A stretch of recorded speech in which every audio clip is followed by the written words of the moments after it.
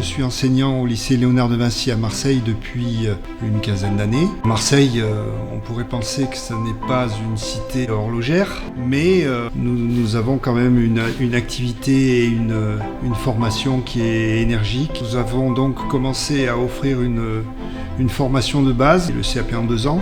Ensuite, nous avons récemment proposé un cursus complet à nos élèves, puisque maintenant nous allons jusqu'au BMA, niveau 4, niveau bac.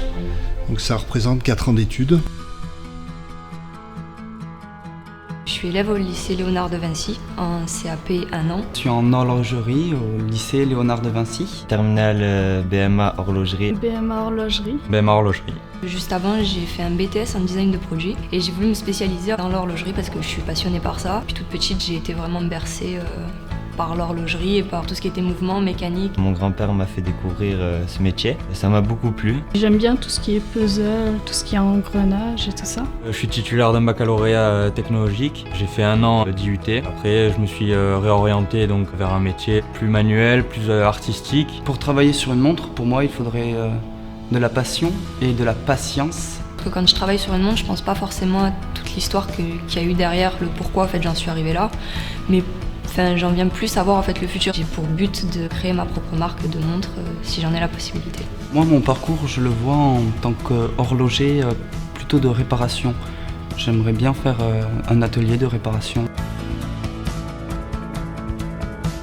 Et ensuite, je compte faire un CAP bijouterie pour compléter ma formation, faire de la réparation de bijoux et d'horlogerie. Création, réparation, toucher un peu tout pour être à 100% dans le métier.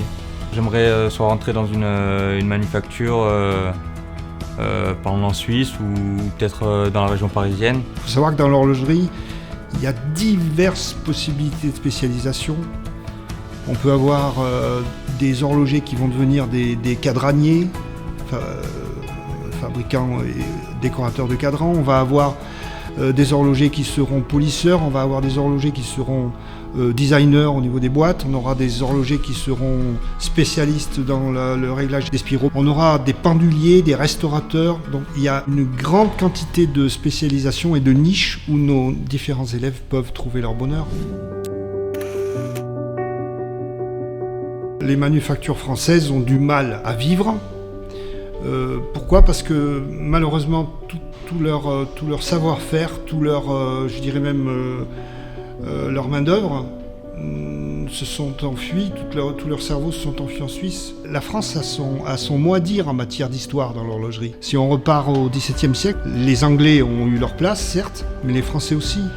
Quand on pense à des noms comme Leroy, quand on pense à des noms comme Breguet, pourquoi on n'a pas des industriels qui ont pensé à ce problème-là et qui ont pensé à restaurer cette image que l'on mérite bien en France. Notre formation est là, les élèves qui sortent chaque année de nos établissements sont prêts, certains qui sont brillantissimes, qui pourraient éclore de grandes marques. Heureusement pour nous, nous avons plusieurs écoles en France qui encore forment des horlogers, qu'on a le savoir-faire finalement. La Suisse ferme beaucoup les frontières aux Français, ce qui est dommage, parce que je trouve quand même que l'horlogerie, ça devrait pas être juste une question de je suis le meilleur ou je suis pas le meilleur. Je pense que c'est une question de passion, faut vraiment que ça perdure.